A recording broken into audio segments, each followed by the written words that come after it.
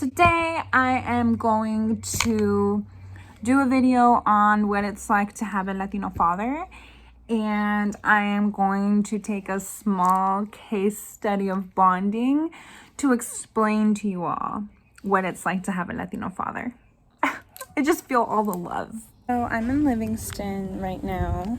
This morning my dad called me out of nowhere and was like, come on, we're gonna go to Livingston to get you new tires. So here I am. I've been shopping for tires for like a while now. It's the relationship that I have with my dad is super interesting because he is, as I mentioned before, kind of emotionally unavailable, or maybe not emotionally available, but he shows his love in very like specific ways. So anyway, I mentioned that I needed tires, so he's been helping me find them, and he found this place in Livingston that's like way cheaper. It's like $500 cheaper than where I was gonna get my tires from. So I'm here now doing that. And it's so funny to think about, like, just men are so fucking interesting, and Latino men especially. I'm just like blown away by how they express love and care, and it's a lot. Also, my dad doesn't like being in videos, so I'm going to show you him from afar. That's him right there. I know, so many masculinity feelings right now.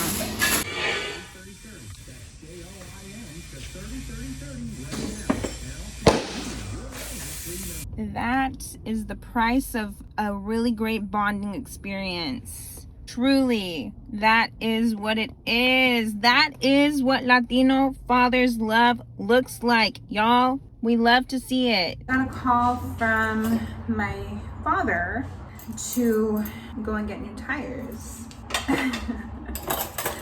So I'm gonna make a video today about masculinity, but a very racialized masculinity, and I'm talking specifically about Latinx masculinity and just the relationship that I have to it. You know, it's a lot.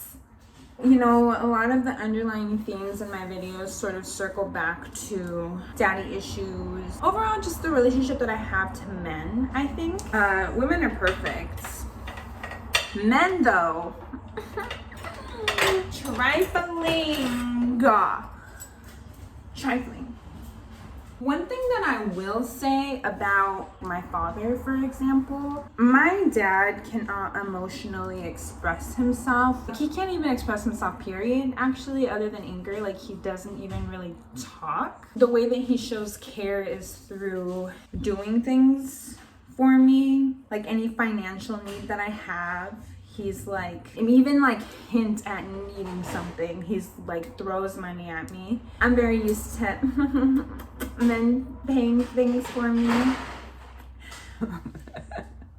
I think it's pretty evident, especially if you grew up in a working class household, that oftentimes men's worth is associated with what they can provide, and sometimes when they can't provide, there's like other toxic traits, and even when they can provide, there's a lot of toxic traits. My experience with masculinity and fatherhood is no different, and prior to like really interrogating the relationship that I had with my father, I felt a lot of like anger and resentment. Like, I would watch TV shows and like these white women would have like the sweetest relationships to their dads, and I was just like, my dad doesn't even talk to me.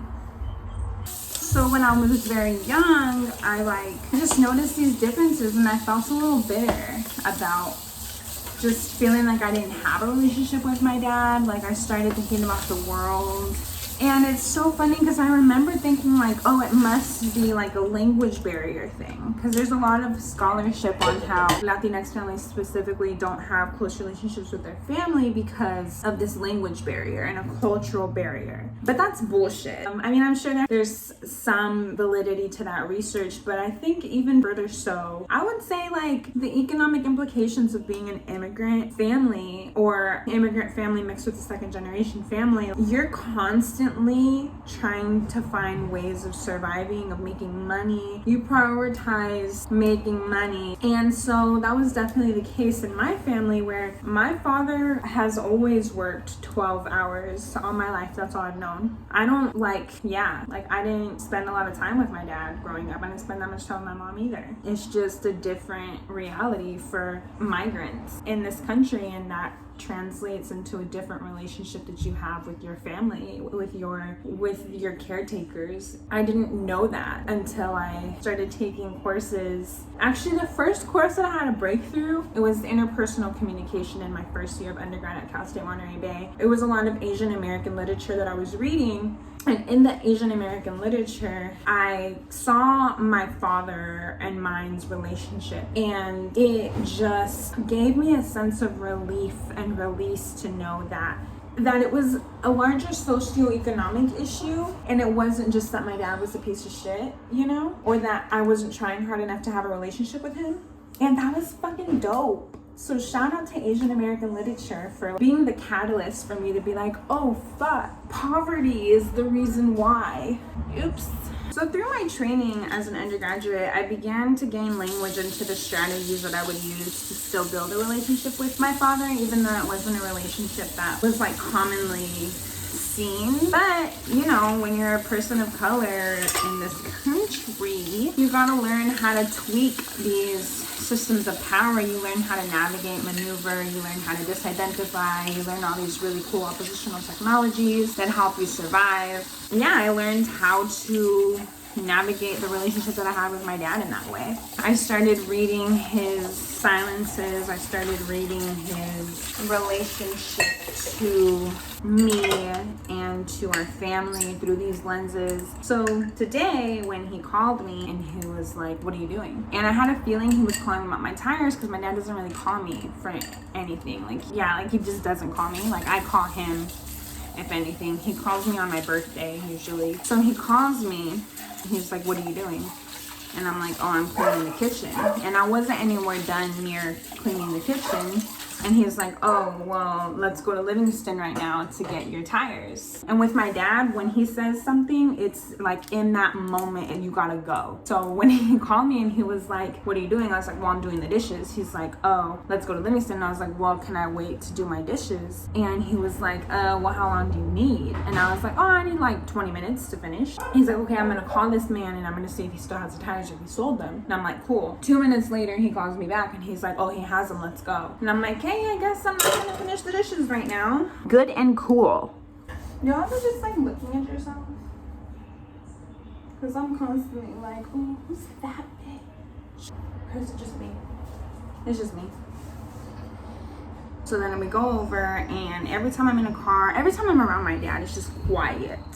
If I don't say anything, if I don't talk, trying to have a conversation, it's just quiet. And let me tell you what a conversation is with my dad. A conversation with my dad is me giving him a life update, or just pondering the questions of life out loud while he listens. That is our conversation. So it's not like an exchange, it's more so me bearing my soul and him taking it in unbothered. And I don't know if this is the case for some of y'all, but it's so fascinating because, and I know that not all Latino fathers are the same, and I know that my father in particular is very, very particular because of the abuse that he underwent as a youth and all of that trauma of his home. All of the conversations with my dad are funneled through my mom. So for example, and it's so weird because I do that shit now too. If I need my dad to know anything, I'll mention it to my mom, because I know that my mom will mention it to my dad, and then my dad will mention something to my mom, and then my mom will mention it to me.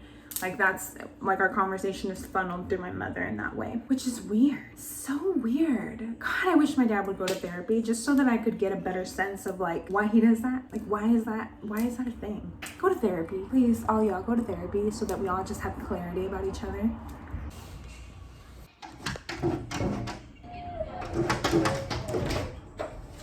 You're not gonna get in here. No, we need time apart, sir. I love him, don't get me wrong, I love him. He's always been that way. He's always been super clingy. Oh my God, am I my father?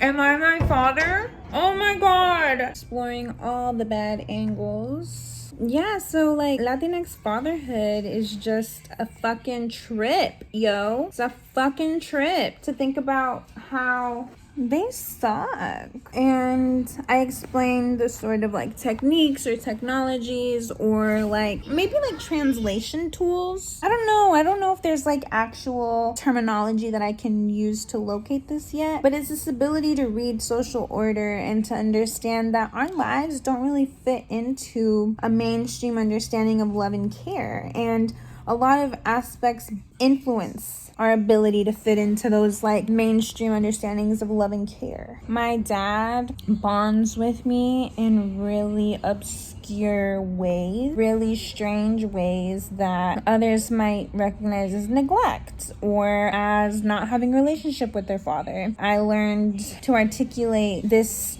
different relationship with my father because of the classes I took, and also talking it out with my therapist, through talking it out with other people, other Latinas especially, who had similar relationships to their fathers. I forgot to mention my father's a Capricorn. It's very fucking hard, but I also love it because I'm a Virgo, and Virgo and Capricorn are like right there with each other. So my father provides, like he's capital P provides her anything I need. He's always been that way, and that Capricorn. So today I got to bond with my dad, right? And let me tell you how it went. He calls me to go. I go out to my car, and he's waiting by my car already. And he gets in the car, all silent. I pour out my soul to him, as I mentioned. There, he talks to the man who is gonna get the tires for me. We just sit there in silence as they work on changing my tires. And then they finish. He's like, go move your car, I'm gonna pay for it. Like, all angry. It's just his tone though. And then I go to the car. He gets in the car and he hands you the receipt. He's like, keep it. It has warranty, so keep it in case something happens. I'm like, okay, all quiet. I get home, park the car. He goes back to work. I'm left with a feeling of like togetherness. It's like, oh, cool. You did this really small task with me. You paid for it. And we didn't talk or anything, but at the end I felt really cared for. I mean, there's a lot that I want to unpack in this process. I don't know. Do you think he craves more intimacy, or do you think that's just what he thinks the relationship is? Like, it would make me really sad to think that he actually craved a deeper connection, but he just doesn't know how to. Maybe he doesn't even know he craves it. I don't know. I've learned a lot about masculinity, and especially a racialized masculinity and a Latinx masculinity. I've learned a lot about how I have a lot of sympathy for masculinity. I think it's fucking toxic and it's hurtful, and it really, like, nobody wins. Is there any better space for masculine bonding than car maintenance? We don't know. I don't know if it's like a mix of my father's love language is acts of service, or if it's like because he's a Capricorn and he needs to feel needed. He likes to do things for people. He likes to be that like figure of support. That's just kind of the role he's always played for me. He can't really say that he loves me. He can't really show me, provide cariño to me in forms of like hugs and kisses and compliments. But I mean, he just bought me 4 new tires. So I have to deconstruct that. So I have to do the emotional like work of putting meaning onto this small bonding experience that we went through today and reinscribing that meaning so that I have my needs fulfilled. And that's what it's like to have a Latino father.